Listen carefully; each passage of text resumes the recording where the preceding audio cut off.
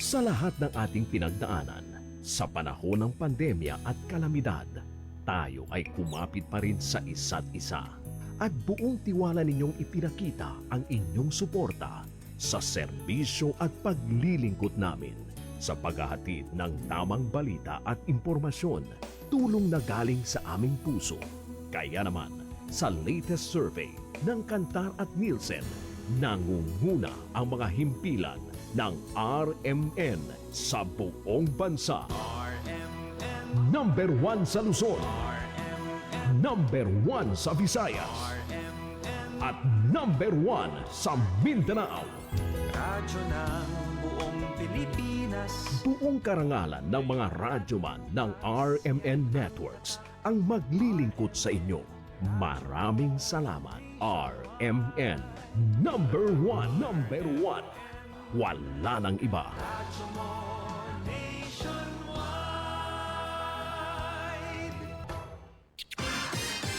Ito ang DXMY.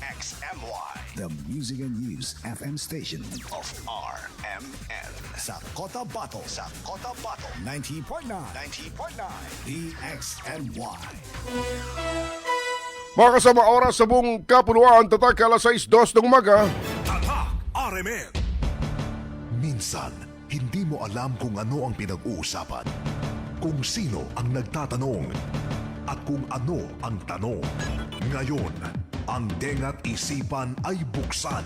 Intindihin ang bawat issue dahil tayo ang apektado. Straight to the point. Ito ang balitaan at talakayan na tunay na derechahan. Walang paligoy-ligoy. Tagos, lubos, umaagos. Straight to the point. Mas malamang usapan, mas mabusising talakayan, komentaryong mas mauunawaan. Straight to the point. Tatak RMN. Radyo mo nationwide.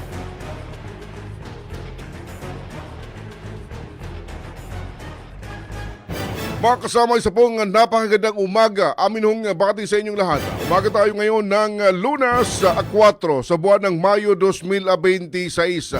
Minsan pang sa inyo, di pa umaga news and public affairs program. Straight to the point. Straight to the point. Hanggang 7 o'clock ng morning, magkakarinigan ho tayo. Tulad ho ng dati pag-uusapan natin, mga napapanahong usapin, balita, mga kaganapan na dapat ho ninyo malaman, mga nangyari po sa nakalipas na 48 oras sa loob at labas ng atin hong lokalidad. Straight to the point. At umaasa ho kami sana ho'y nasa mabuti kayong kalagayan, nasa maayos na pangangatawan, ano man po yung ginagawa, ano po yung pinagkakabalahan mga kasama. Welcome at welcome. Straight to the point. Ating programa live na po napapakinggan dito po sa DXMY 90.9 FM sa Cotabato City, DXMY 90.9 FM sa Cotabato City mga kasama. Straight to the point. Sa Facebook naman, live na live din ho tayo sa ating FB page, DXMY 90.9 Cotabato, DXMY 90.9 Cotabato. Paki-like and paki-share para updated sa mga kaganapan sa loob at labas ng ating lokalidad. Weather Report. Mga kasama, sa kalagayan po ng ating panahon, sa forecast po ng Pag-asa, ang bahagi po ng Bangsamoro Region mga kasama ho dito ang Palawan, Western Visayas and Negros Island mga kasama at Zamboanga Peninsula. Weather Report. Ngayong araw makakaranaso ng maulap na papawirin na may mga kalat-kalat na pag-ulan, pagkulog at pagkidlat. Ayon sa Pag-asa, ito'y dulot ng umiiral na easterlies mga kasama. Asahan ho yung mga flash flood o landslide sa mga panahong makakaranas tayo ng malakas na buhos ng ulan. Samantalang ibang bahagi ng bansa ngayong araw, makakaranas din po ng bahagyang maulap hanggang sa magiging maulap na papawirin dahil pa rin sa umiiral na easterlies. Ang temperatura ngayong araw sa pagitan po o maglalaro po sa pagitan 24.2 degrees Celsius. Hanggang 35.3 degrees Celsius mga kasama. Yung heat index naman sa Cotabato City, inaasahan for today, ayon pa rin po sa Pag-asa mga kasama, tayo po ay maglalaro po sa pagitan ng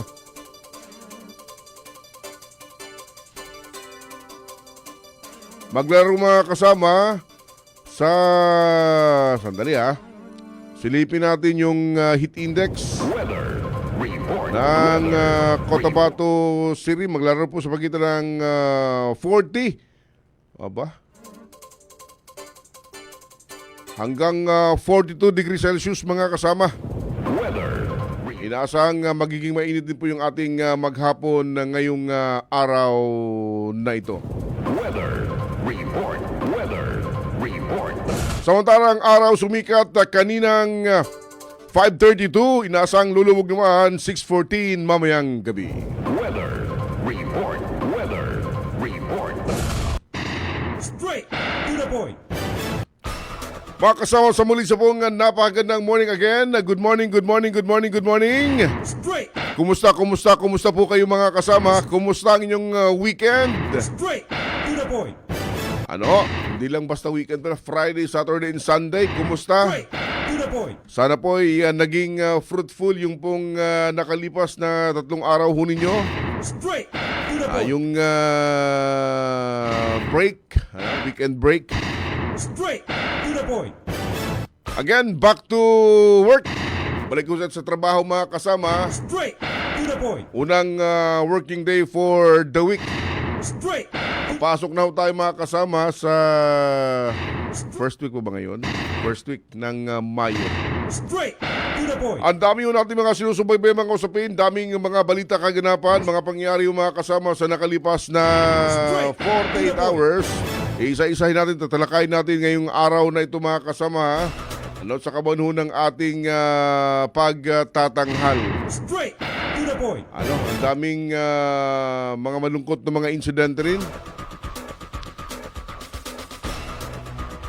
na nangyari for the past 48 hours mga kasama. Ano? Straight to the Bakan point. sa kabanho ng ating programa this early morning. Straight. Unahin natin ito mga kasama dahil may nilabas na advisory. May nilabas na advisory. May kinalaman nga po sa inaasahang adjustment. Bukas na pala may panibagong adjustment sa produktong petrolyo mga kasama ha. Base po sa naging anunsyo last week, To the point. may binabanggit na adjustment. Pero may latest na nilabas na advisory. May kinalaman nga po rito sa presyohan mga kasama Straight. ng produktong petrolyo this week. Base po sa nilabas. Straight. To the Ano, point. base po sa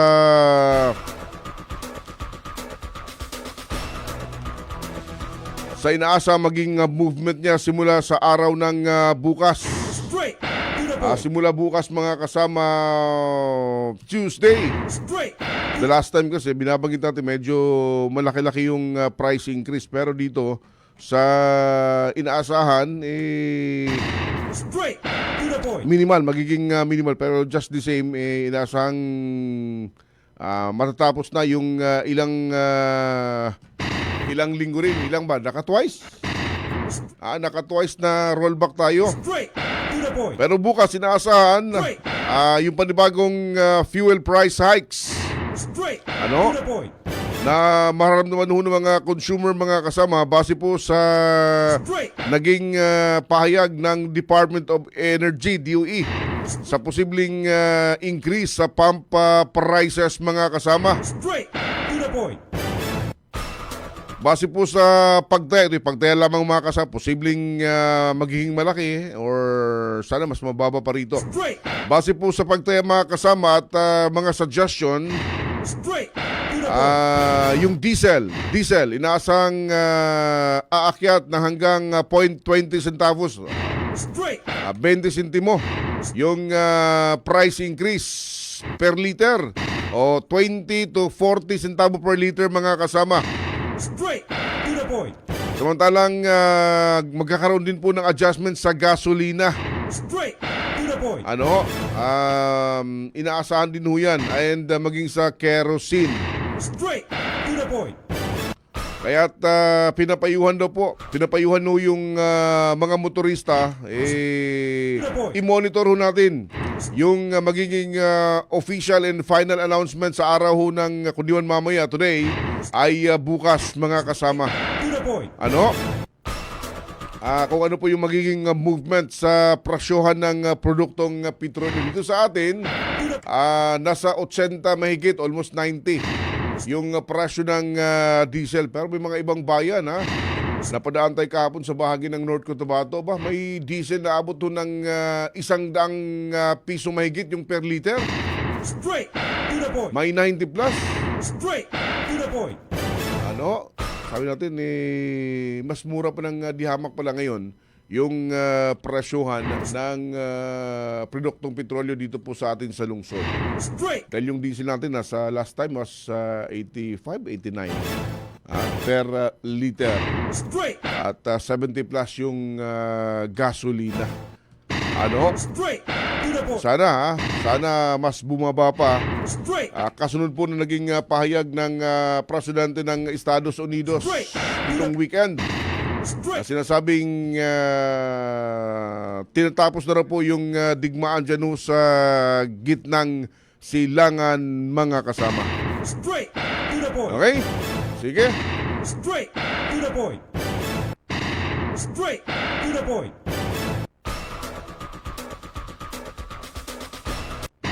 Straight. Oras natin mga kasama, 6:50 ng umaga. Sa napakarami pa rin natin mga sinusubaybayang mga usapin itong weekend. Ang daming mga lugar dito po sa ating area yung nakaranas ng pagtaas ng tubig baha, mga flash flood mga kasama. Straight. Ano, merong naitala sa bahagi ng North Cotabato. Straight to the point. And meron dito sa bahagi po ng Maguindanao, sa bahagi ng Maguindanao Norte. Straight to the Yung ilan nating kababayan na namamasyal, straight. yung nakagawiang pasyalan for the past 2 weeks na ata. Straight. Yung na-discuss na natin last time dito, yung binabagit yung Straight. Kabun Thailand, yung tawag nila Kabun Thailand. Radyo Manayb, sa bahagi ng anong barangay ito? Barangay Lower Tabiran? Barangay Lower Tabiran. Oo, Ikaw ba, manager, nakapunta ka na dyan? Wala hanggang tingin lang tayo Straight. Ang madalas ko nakikita si Radyo Manjul, Straight. si Maestro. Straight. Nagkabun Thailand ho sila. Straight. Pero nitong Saturday, Straight. dahil weekend nga, Straight. marami tayong mga kababayan ang nagtungo riyan. Pero sad to note, nagka-problema sila habang sila ipapalabas na. Straight to the point. Ano, kung natanda nung Saturday, nakaranas tayo ng may kalakasang buhos ng ulan, Radyo Manibs. Maaga pa yun hanggang Alas 5:30. oo. Bumuhos yung malakas na ulan. Pero yung iba, mas maaga pa. Alas 4, may mga naranasan ng mga pag-ulan mga kasama. Straight to the point. Ano, may mga inabutan ng ulan habang sila ay nasa bahaging yan, yung green na tawag nila dahil yung lunti ang mga damo, Radyo Manibs. Straight to the Na point. dating matubig na lugar dahil nga sa tagtuyot o sa mas matinding init, natuyo. Kaya't naging sentro ng pasyalan. Straight to the Ano, point. at binabalot ito ng green na mga damo mga kasama. Straight to the point. Noong Saturday, maraming mga nagtutungo riyan dahil binabagit natin for the last 2 weeks ata, naging sentro ito ng pasyalan ng ating kababayan. Straight. At umabot kasi dun sa gitna yung kanilang mga sasakyan. Straight. Ganito ho yung naging situation last Saturday. Pero sad to say, nakakalungkot lang dahil inabot. Marami ho yung inabot ng malakas na buhos ng ulan. Straight to the point. Yung unang inakala, titila rin Radyo Manibs. Straight. Dahil kung tumila, maging okay ang lahat. Pero naging kabaliktaran po yun nangyari. Straight. Dahil kasagsagan ng ulan mga kasama, Straight to the point. tumaas yung tubig. Straight to the point. Kaya yung tendency, lumambot yung lupa. Straight. Naging pahirapan sa mga motorista natin na makalabas dyan ho sa tinatawag na Greenland, no? Yung Kabun Thailand na binabagit. Anong specific na area ito? Lower Taviran. Straight to the point. Umabot ng hanggang gabi bago tuluyang makalabas yung ilan nating kababayan, Radyo Manibs. Nasa linya natin, Ang siyang dream officer ng Kabuntalan Municipality, si Sir Toto Malasigan. Good morning po, Sir Toto Malasigan. Nasa DXMY po kayo kasama si Manager Sir Erwin Kabilbigan at Eb Sabang po. Good morning, Sir Morning, sir. Morning. Malasigan, sir. Good morning po. Good morning po, sir. Opo. Sir, una ho dito gusto muna naming alamin kung anong specific po itong green land na ito, itong Kabuntay land na ito, dyan po sa bayan po ng Kabuntalan.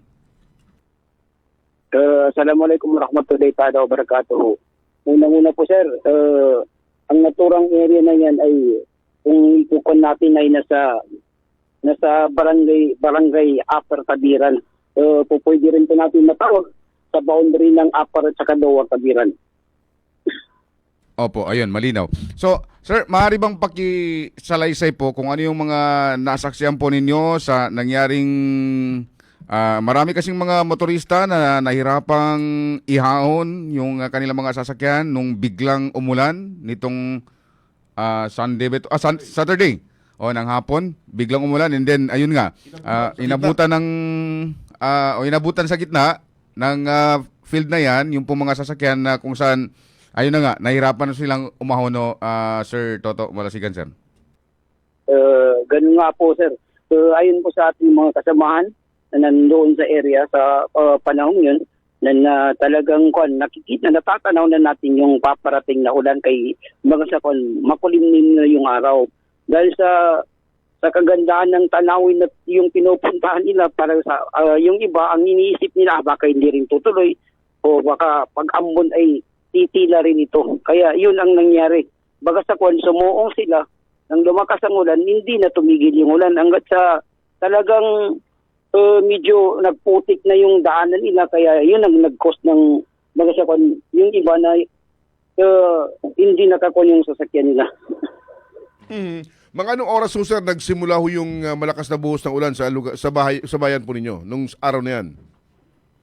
Sa bandang hapon na yun sir, kay yan man ang nila, yung bago sisid yung araw, ay bago papalubog yung araw, yan yung inahantay nila, kaya yun yung na maganda yung tanawin doon sa naturang area na yun. Yun po sir. Ayun, so inabutan sila ng ulan, malakas yung buhos ng ulan, sa kasagsagan ng ulan, walang umalis na natili sila sa lugar na yon.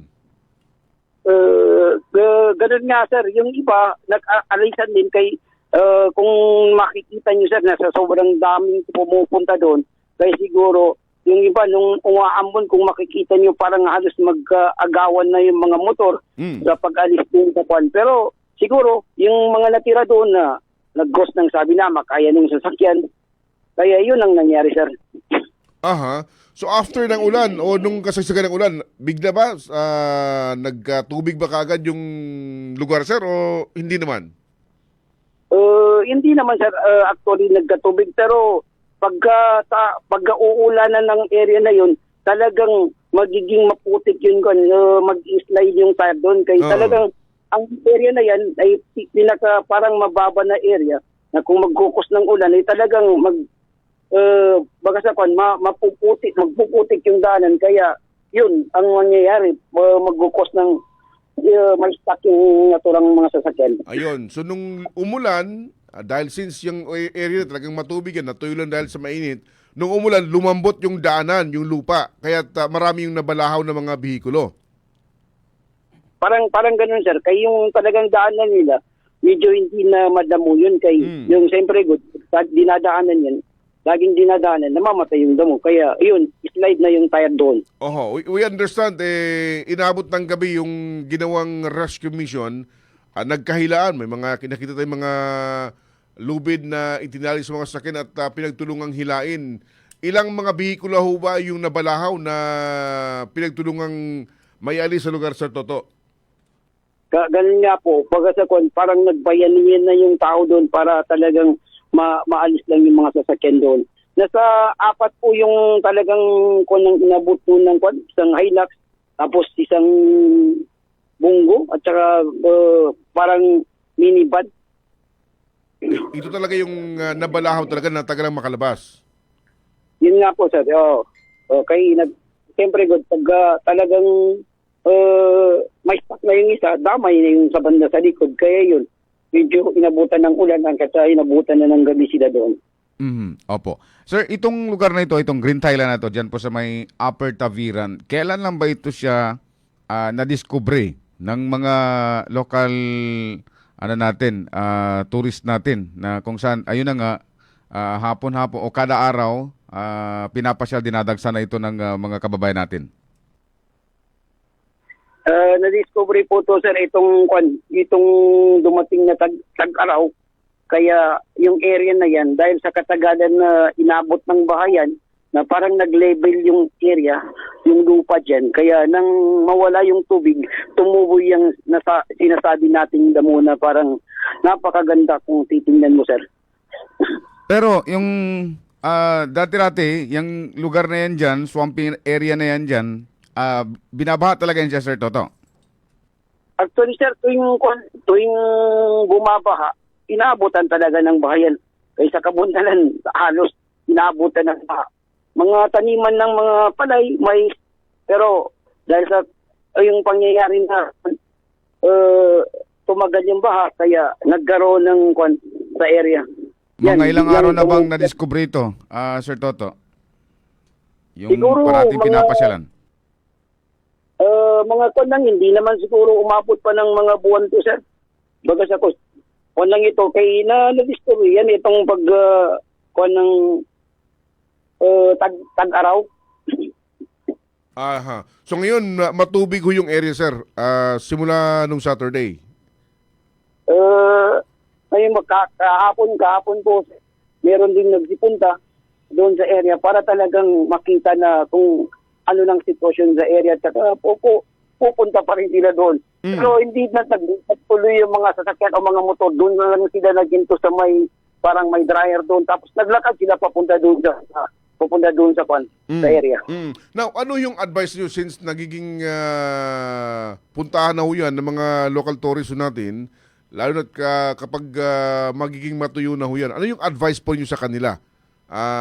Considering may nangyari na nga po nung last Saturday, sir, ano po yung magiging paayuho nyo sa mga kababayan natin na tutungo riyan? Ang pinakakon, kung sakasakali na tutuloy pa yung tag-araw, na ang may papayo ko lang, kung pupunta sa area at matanaw na yung paparating na kung ano man ang ulan, na dapat na yung hindi pa lang umuulan full hydro na kaagad para hindi magkupos ng ganung pangyayari.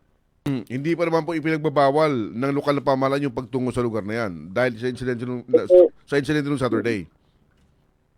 Actually, sir, hindi pa nabigyan ng abiso na ipagbawal kay okay pa man yung area. Pero dahil sa lakas ng ulan, ganun yung nangyari. Pero ngayon, sir, kahit hindi man ipagbawal, na talagang matubig na doon, sir. Baga sa hindi na green field doon. Water world na ngayon. Pwede na bangka siguro sa Toto. Okay.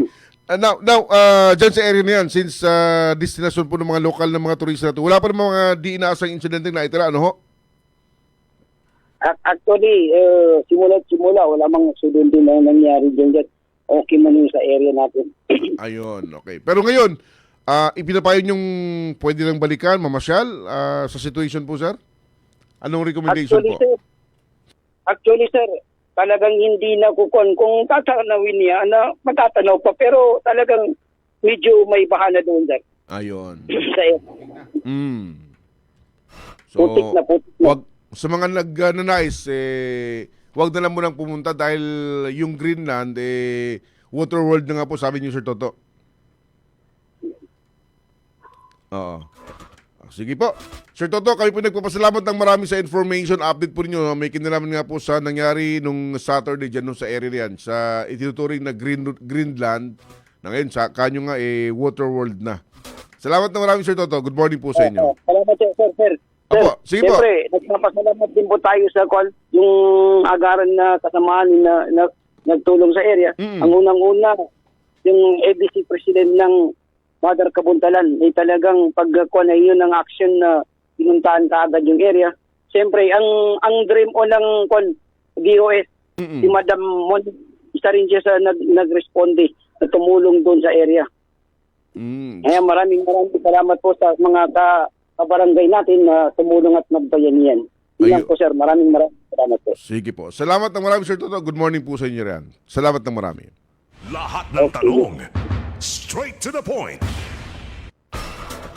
Yon, yung Dream Officer. ng Kabuntalan mga kasama si Sir Toto Malasigan. Straight. So sa mga nagpaplanong pumunta, Saka na lang muna. wala na yung Greenland. Almost tuhod yung tubig. Straight. Kung gusto nyong, yung iba kasi nagtungo kahapon, may nakita tayo Radyo 1 Ginanan mo, sir. Nagtampisaw na.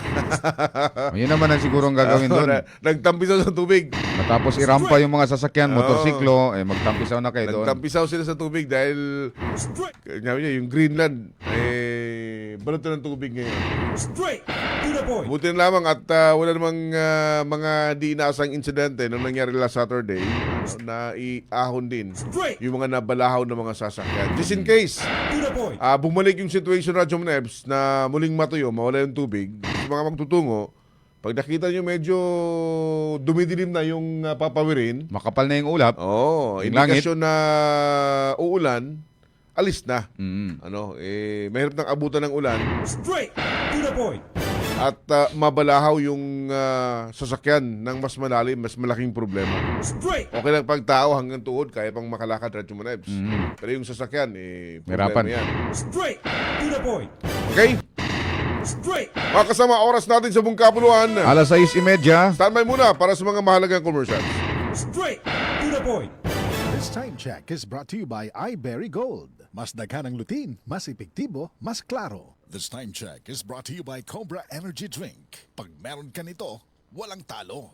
That time check is brought to you by Centrum Silver Advance. May nutrients adjusted for age 50 plus. Tulong para malakas ang resistensya, may healthy heart and sharp memory. The #1 multivitamins for age 50 plus. This time check is brought to you by ang kilala mong Alaxan, extra galing na. Up to 3 times faster versus Alaxan FR. New Alaxan Extra.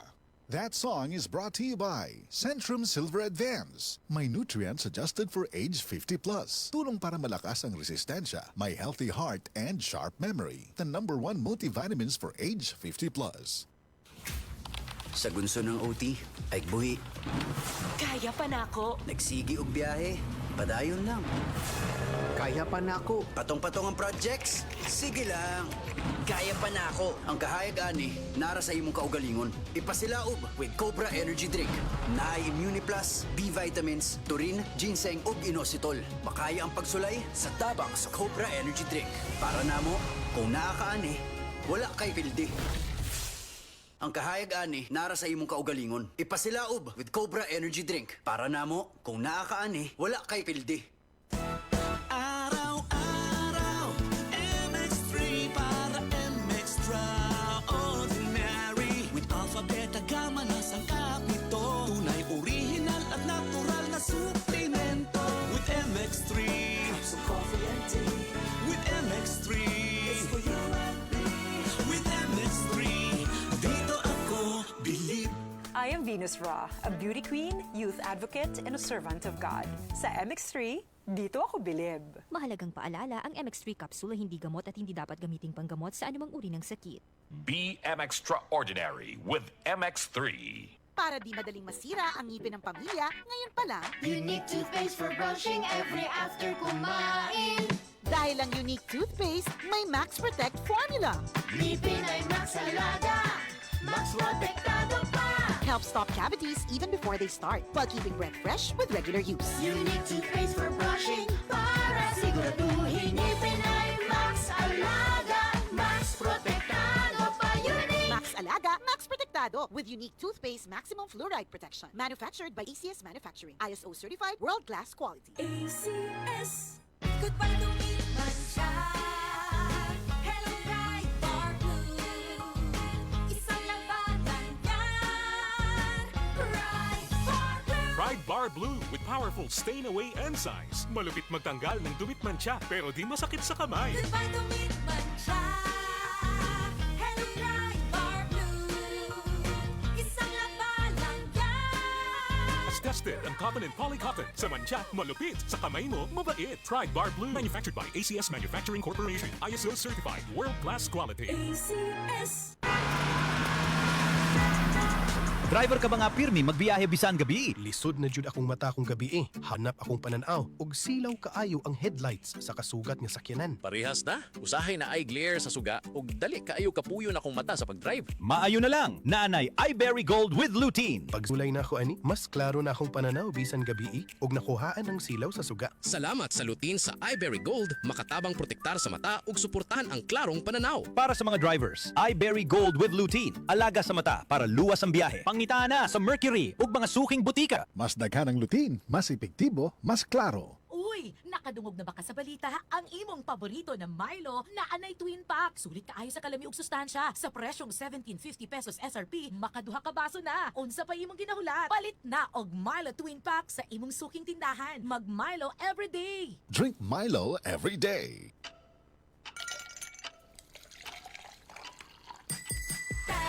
Tang ganado na made with real fruit extracts na ay refreshing fruity flavor. Let's get refreshingly real with Tang. Abangan ng refreshing Tang Bayan sa inyong barangay ngayong Sabado at Linggo.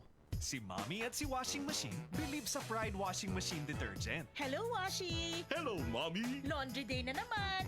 Ready ka na sa mancha, chocolate, putik, libag? Kaya yan ang Pride Washing Machine Detergent. May triple stain-away formula. Tanggal ang makapit, madikit, at malupit na dumit mancha. Easy ang labada. Mula noon hanggang ngayon. All you need is pride. All you need is pride. Pride Detergent, manufactured by ACS Manufacturing Corporation. ISO certified, world-class quality.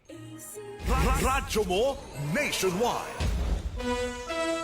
Oras mga kasama, 6:35 ng morning. Tatak RMN.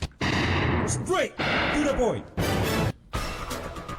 Tuloy mga kasama sa ating programa mga mamis, narito na ang Lampin Pants Diaper Mega Dry, day or night at kahit tumagal na hanggang 12 oras. Hygienic, safe at baby skin friendly dahil 100% cotton. Lampin Pants Diaper, mega sulit ang presyo, mega kalidad sa produkto. Available sa lahat ng major drugstores at sa mga leading supermarkets and drugstores nationwide. Straight to the point. Tuloy sa ating programa mga kasama, today is Monday, 4 sa buwan ng Mayo 2026. Ang dami mga malungkot din na insidente over the weekend, Radyo Manebs. Yung dyan sa bahagi ng Picawayan, North Cotabato, matindi ha. Yung sinapit ng isang babae. Na binaril habang ito'y bumibili sa isang tindahan. Kalungkot. Nangyari ito mga kasama nung Sabado ng gabi bandang alas 7 sa bahagi ng Barangay Poblacion 3 ng bayan. At yung insidente nakuhanan ng video o nakuhanan ng tawag nito, kuwang-kuha sa CCTV mga kasama. At base doon sa mga nilabas na video, itong biktima nakatayo nga sa harap ng isang tindahan at initially sinasabing bibili raw ng ulam. Nang lapitan ng isa sa mga suspect dahil nakita rin yung sinakyang motorsiklo. Nilapitan and pinaputukan. Tinamayo sa bahagi ng likurang bahagi ng kanyang ulo. Straight to the point. Nung matamaan, natumba yung mga suspect naman, tumakas sakay ng motorsiklo. Straight to the point. Ba yan? Yung biktima, hindi pala taga Rito Radyo Manebs. Hindi taga Picawayan. Straight. Kundi residente ng Norala dyan sa bahagi ng South Cotabato, a certain Marific Pabon. Straight to the point. Kakalungkot na insidente. Mga di inaasang insidente tulad doon ito. Straight to the point. Straight. 6:30 na ng morning. Tanggapin muna yung mga reports mula sa mga Radyo Man bago tayo pumulaot, Radyo Man. Sige. Ito mga kasama dyan sa may bayan ng DUS. Ama ng tahanan, binaril patay ng tiyuy nitong lasing. Sa detalye na balita, Radyo Man Maestro Rahim Mansaw. MY Tatak RMN Report. Patay on the spot ang isang ama ng tahanan matapos umanong pagbabarili ng sarili nitong tiyuhin na lango sa Agua de Pataranta gamit ang isang shotgun sa sitio Bideca, Barangay Tapian sa bayan ng Datulin, Sinsuat, Maguindano del Norte pasado alas 4 ng hapon. Kinilala ang naturang biktima na si Kenken Dangkuban, residente ng Barangay Matuber sa bayan ng Datobla, Sinsuat sa nasabing lalawigan. Naiwan niya ang kanyang anak at buntis na asawa. Batay sa ulat ng mga kaanak, ang suspect ay kinilalang si Mildred Dangkuban na tiyuhin ng biktima at residente ng nasabing lugar. Ay umano'y nasa impluensya ng alak nang mangyari ang insidente. Dagdag pa sa report, pumasok umano ang suspect sa tahanan ng biktima at walang habas na pinagbabaril ang kanyang sariling pamangkin. Dahil dito ay nagtamo na matinding pinsala sa mukha ang biktima na agad na itong ikinasawi. Mabilis naman tumakas ang suspect sa bulubunduking bahagi ng barangay matapos may sakatuparan ang krimen. Sa ngayon ay pinaghanap na ng batas si Mildred. Samantala nanawagan naman ang hustisya ang pamilya ng biktima para sa agarang pagkamit ng katarungan sa sinapit ni Kenken Dangkuban. Sa bidet, pamangkin niya yan, si Kwan, asawa ni Michelle. Binaril niya kanina kasi yung tito niya galing nagpabili kasi yan siya ng kopras nila. Bali, aywan ko lang kung anong dahilan. Pagdating niya sa bahay nila dyan sa bidet, binaril niya daw sa D12. Ayan ang nangyari sa katila mo. May mga kamay niya, may kanin pa. Di siya naawa sa pamangkin niya. Kasi lasing may yung tito niya kanina sabi galing sityo para nagdaan siya doon. Ang tinig ng kaanak ng biktima, kasama mo sa DXMY 90.9, Radyoman Maestro Rahi, Bansa Tatak, Radyo mo nationwide. Maraming salamat, Radyoman Maestro. Kawawa naman, habang kumakain, binaril. Samantala mga kasama, pagkikilawak ng mamamayan sa pamamahala, palalakasin ang panukalang batas na inihain dyan sa may Bangsamoro Parliament. Detalye ng balita, Radyoman DC Mangod. DXMY RMN Report. Inaprubahan ng Committee on Rules ang panukalang batas na naglalayong palakasin ang pakikilahok ng mamamayan sa pamamahala sa pamamagitan ng pagbibigay daan sa mga nasasakupan sa Bangsamoro Autonomous Region na formal na maghain ng kanilang mga hinaing, magmungkahi ng mga reforma at manawagan ng accountability mula sa kanilang mga halal na kinatawan.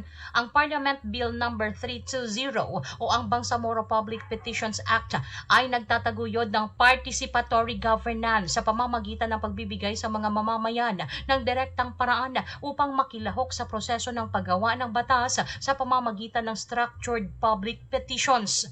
Ayon sa may akda ng panukala na si Parliament Member Attorney Omar Yasser Sema, tinitiyak ng 1987 Constitution na ang mamamayan ay may karapatang maghain ng petisyon sa pamahalaan kaugnay ng kanilang mga hinaing. Anya, sa pagkakataong ito, isinusulong din ng isang batas para sa mamamayang Bangsamoro upang matiyak na maririnig ng parlamento ang kanilang tinig at sila mismo ay maaaring maghain ng kanilang mga petisyon sa pamahalaang Bangsamoro. That is guaranteed under the 1987 Constitution, that the people shall have the right to petition their government for redress of grievances. And in this case, we are now embedding a statutory guarantee also for the Bangsamoro people that their voices will be heard by the parliament and they themselves can bring their petitions to the government of the Bangsamoro. Ayon sa Parliament Bill No. 320, itatatag ang Public Petitions Office kung saan ihahain ang mga petisyon.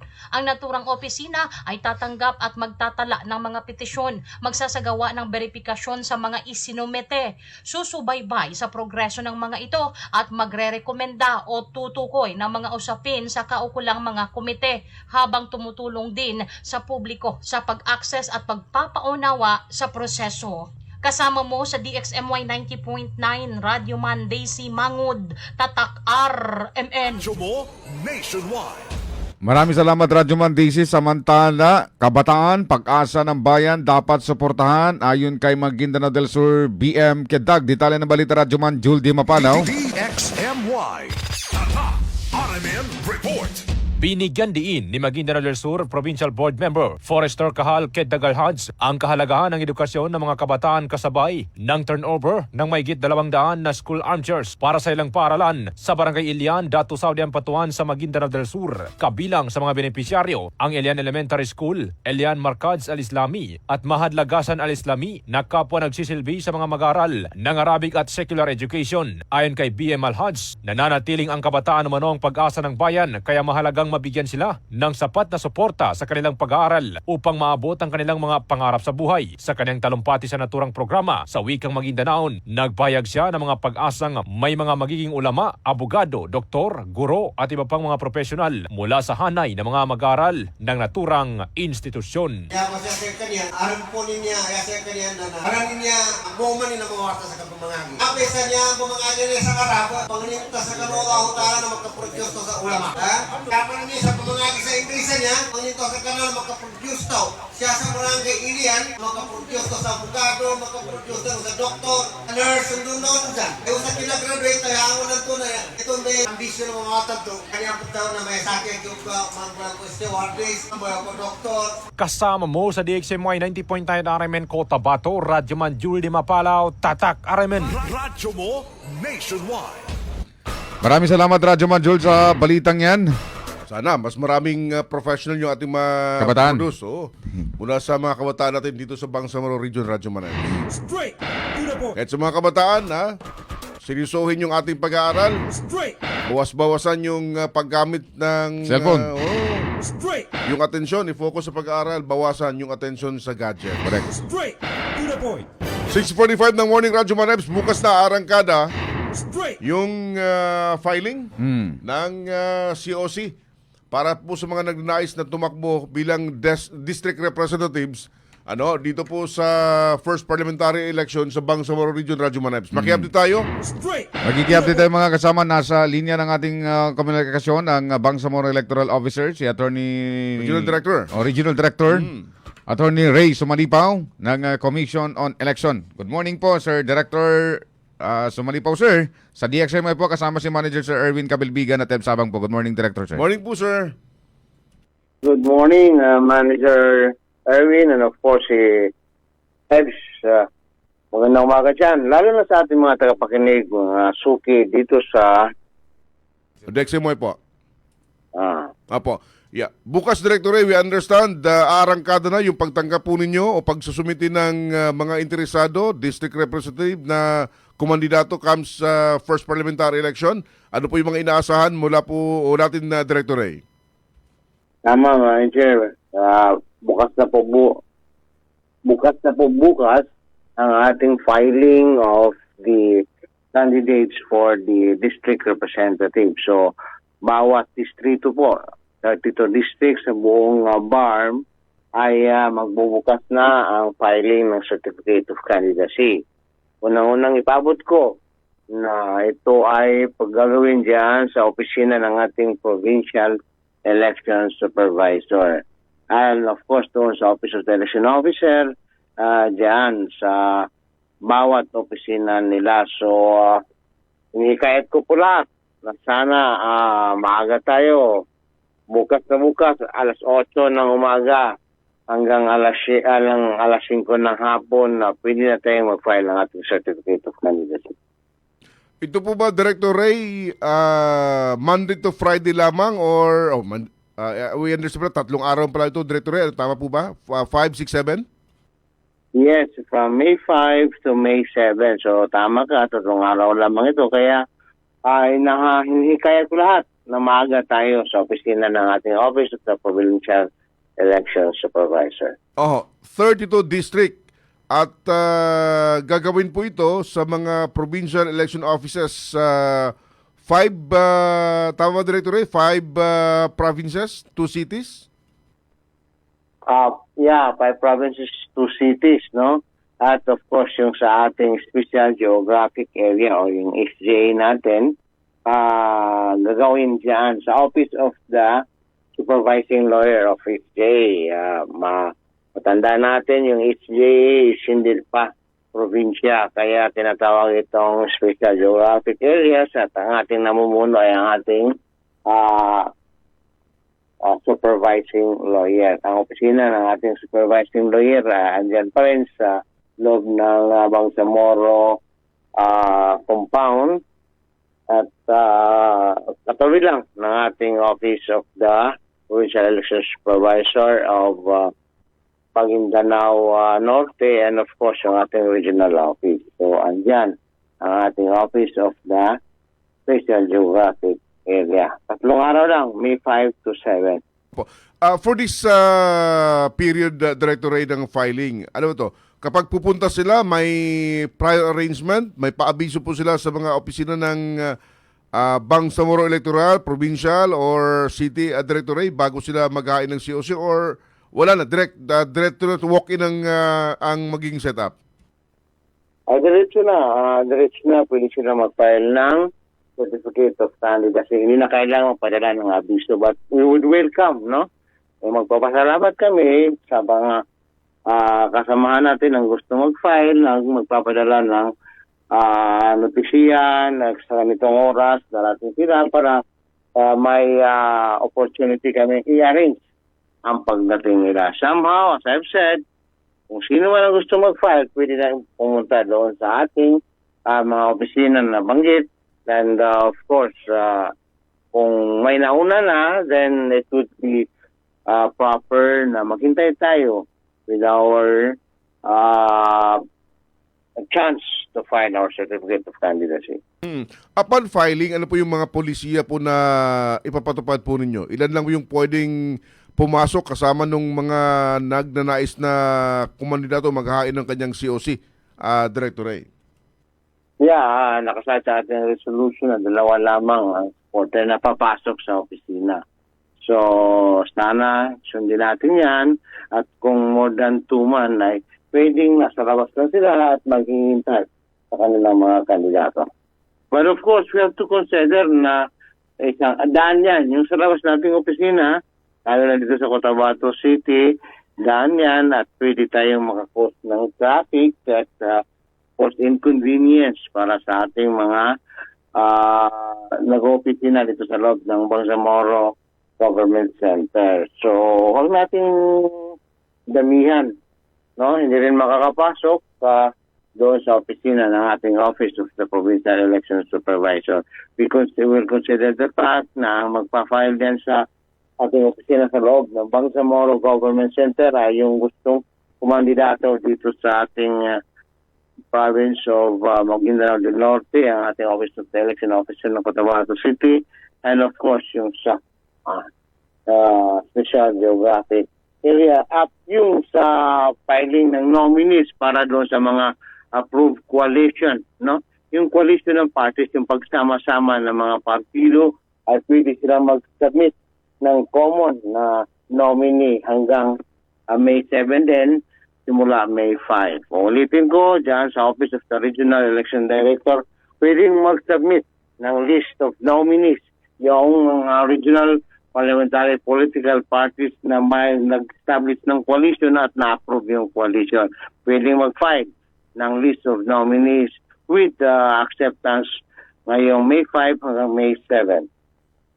Ayon. So, by this time, are you discouraging, dahil alam na natin dito po sa ating lugar, pag oras na maghain ng COC, yung isang kandidato, kung todos yung mga supporters sa sumasama, yung iba, nagkakaroon pa ng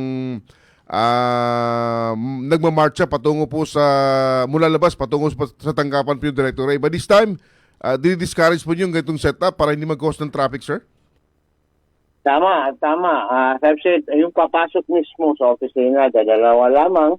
And of course, kung more than 2 ang kasamang supporters, hanggang dyan na naman sila sa labas at mapakita nila ang kanilang mga suporta. But we have to be responsible enough. Yung ating mga kandidato o magpapapili na kandidato sa na naman na obserbahan din natin ang sitwasyon sa labas na hindi tayo makatraffic. Alam natin, lalo dito sa opisina, ng nasa loob ng Bangsamoro Government Center ay talagang masikip yung daan at ang daming dumadaan doon sa daan na yaon para hindi naman makakos ng traffic. We should be very responsible enough na huwag naman tayong makakos ng traffic. Ayun, malinaw po. Sa kabilang banda, Sir Director Ray, kumusta naman po yung pong mga accreditation ng mga regional political parliamentary parties, Sir Director Ray? Napag-alaman natin na malapit na silang matamos ang ating Commission in Bank, no? Ang proseso niyan ay galing sa atin, tayo ang tatanggap ng mga petition at ipapadala natin sa Commission in Bank. So, malapit na itong matapos lahat, but of course, kailangan na silang tapusin ito. The target date is before ngayong week na ito, kailangan matapos na ito lahat para mabigyan sila ng opportunity na sasali at dadalo sa election na ito. So sa record ngayon ng Bangsamoro Electoral Office, ilan ba yung mga regional RPPPs na granted na po, Sir Director Ray? Actually, dalawa lang ata ang hindi pa. But of course, today we are looking forward na matatapos ito or bukas, considering na work from home tayo. Yung whole Commission on Elections ay work from home every Monday. So we are expecting na by Monday matatapos ito. But ulitin ko, dadalawa na lang ata ang kulang sa ating mga regional parties. Opo, maaari bang mabanggit, Sir Director Ray, kung ano itong mga regional political parties na hindi pa ho nag-granted, yung dalawang nabanggit? We cannot do that because it would be unfair for those na hindi pa natatapos. We have to note, especially, na ang dahilan ay may mga opposition na gi-file sa party na ito. So, hindi should be given such opportunity kahit yung opposition marinig kung ano yung in-oppose nila sa ating party. So, if you want to, then you can just drop by sa office kung gusto niyo makuha ang mga pangalan nito. That said, mahirap nang banggitin natin yung mga na-approve na at ano yung hindi pa na-approve. So, I would ask you to come to our office and see for yourself yung listahan ng mga approve at saka hindi approve. Noted po, Director. Opo. Dito rin po sa pag-file na ito, may mga inaasahan din po bang ma-disqualify Sir Director Ray, sir? Insofar as the Bangsamoro Electoral Office, nabanggit ko na sa amin i-file that will be forwarding recommendations. Wala namang recommended for disapproval, no? But of course, ang final say ay ating Commission and Bank. Ulitin ko dito sa ating Bangsamoro Electoral Office, we recommended for approval lahat na nag-file sa amin. Opo. Malapit na pong magtatapos. Bukas yung filing ng COC to 7. So automatically, yung RPPs pati yung mga naka-file na po ng kanila pong mga kandidatura para sa district representatives, Sir Director Ray, kandidato nito silang lahat. May mga guidelines lang ibibigay ang COMELEC na ito yung kanilang dapat gagawin, Sir Director Ray. Actually, as we have been talking about, the filing will start May 5 to 7. And the fact na ang ating election ay automated, so they will become as such candidates in the campaign will start pursuant to the Supreme Court's ruling, no? So the campaign period will start on July 30. So they are considered as such candidates on July 30. But of course, kahit wala nga itong tinatawag natin na premature campaigning, but the fact na gusto ang ating mga kandidato na magpapili, no, para sa first Bangsamoro parliamentary elections, they should be responsible enough. Ipakita nila sa ating mga botante na susunod sila sa mga patakaran. So ang campaign natin will start on July 30 hanggang September 12 or 2 days prior to the elections. Kaya sundin natin yan. Kahit wala tayong kaso kriminal, pwede tayong makagawa ng administratibo na mga kaso tulad ng violation ng ating mga kasamang kandidato. So sundin natin ang batas, ang mga alituntunin, no? We will start with the campaign by July 30 hanggang September 12. Of course, wala namang requirements itong filing certificate for candidacy.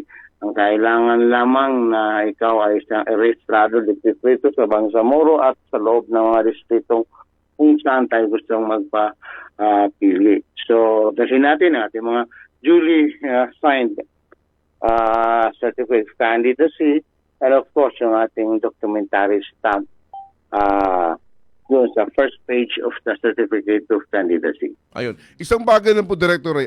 After ng filing comes May 7, yung mga naghain ng COC, maiko-consider, may mga posibilidad ba na may ilan sa mga ito ang hindi po pahintulutan na makalahok sa parliamentary election, Director, sir? Kung sakali man, ano po yung mga posibleng grounds? Yes, yung may mga kung walang disqualifications, pwede silang magpatuloy sa pagkakandidato. So, titingnan yan ang ating law department sa Commission on Elections bawat isang nag-file ng candidacy kung wala bang silang disqualification. And as I provided by law, yung mga may kaso na, decided na case with more than 6 years imprisonment, and of course, yung pagiging registered voter. And yung relatives, yung pagiging relative within the third degree ay ipapairan din yan doon sa mga kandidato o mga nominees ng ating political parties. Ayun, malinaw. Director Ray, kami po nagpapasalamat ng marami, sir, sa oras information. Finally, panawagan po ninyo, mensahe po ninyo sa mga nagnanaisong maghain ng COC simula po sa araw ng bukas, sir. Yes, we should show to the registered voters of the Bangsamoro Autonomous Region of Muslim Mindanao na lahat ng mga gustong magpapili dito sa ating first Bangsamoro parliamentary election na sana ay sundin natin ang mga alituntunin. Unang-una dito sa filing, dapat maaga tayo. By May 5, dito tayo sa mga opisina ng ating provincial election supervisors and office of the city of Cotabato City election officer. So maaga tayo. Secondly, huwag tayong magdala ng maraming mga supporters para naman hindi magkaroon ng inconvenience ang ating mga opisina and of course lalo na sa labas. We have to consider the fact na dadalawa lang naman na makapasok sa opisina. Pangatlo, sundin natin ang batas. Huwag tayong mag-campaign until July 30, 2026, no? Ang campaign period is July 30, so doon na tayo mag-start ng campaign. At of course, yung ating pangampanya dapat nakasunod din sa batas. Huwag tayong nangamit na mga paraan that would transgress the rights of our opponents. Maraming salamat at magandang umaga sa lahat. Thank you very much, Director Ray. Hanggang sa susunod po. Again, salamat. Good morning po sa inyo, sir. Lahat ng tanong, straight to the point. Mga kasama si Regional Director Attorney Ray Sumalipaw ng Bangsamoro Electoral Office. Comelec Barn. Again doon sa mga maghain ng COC, hanggang 2 lang. Then bawasan yung mga taga-suporta. Dati-rati kasi ito yung nakaugalian sa atin. Minsan kasi dyan nagsisimula at dyan din nangyayari na ang napapagalitan yung mga media. Keso ganito, kayo na yung nakakapuno. Experience na natin yung ganyan, sir. May iba pa, dito sa baba ng ating istasyon, simula na magmumarcha hanggang doon sa loob. Pero this time, we understand naman, sa gate pa lang, magpapatupad na may mga palusiyan ng ipapatupad. Sasabihin nila, makakapag-file din yan si kandidato kahit walang media. Kahit wala si EDSA bang? Sigurado ka? Pag wala si media, okay na lahat? Makapag-file din naman sila. Pero yung i-blame yung media na nakakabalaw, hindi naman siguro yun appropriate.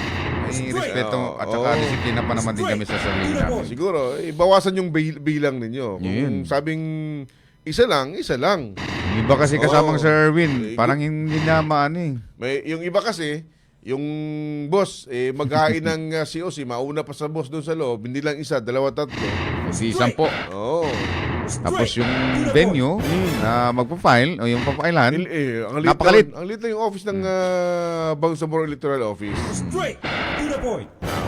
Bawasan lang. Isa kami nga ng Regional Director, tig-isa lang. Yung isasama sa loob. Opisina naman yan. Wala naman sigurong mangyayari. Hindi maganda mangyayari. Habang sila nagkain ng COC. Straight to the point. Sige, morning sa mga viewers natin, Ginoong Elmer Bong Angeles. Good morning, sir. Kay Pakat Sam, good morning. Good morning din, sir. Si Bay Umukol sa Timbang Waya, good morning. Data Metrex Uto. Si Olila Vlog. Si Bay Adam, good morning. Sumulod, Omania Sinsin. Si Eska Ploni. Good morning. Muhammad Aliasan, good morning din. Si Mato Manguda. At ng iba pa. Main Masukat Akan, good morning. Good morning po sa inyo. Magandang morning din kay Mox Diaman. Muhammad Ali Hasan. Si good morning. Carding Sumpit. Ba? Good morning. Good morning. Straight to the point. Sige, papaalam mo kami mga kasama ngayong morning na ito ng Monday, first working day of the week. Mga partners natin sa Master Control, Chief Alvin Casilion, sa digital naman, Ginoong Ricardo Madamba Jr., coordinator natin, Radyoman Maestro Rahib Bansao. Kami nakasama, Radyoman F. Sabang. At Radyoman Erwin Gabilbigan, Tatak Armen. Radyo mo nationwide.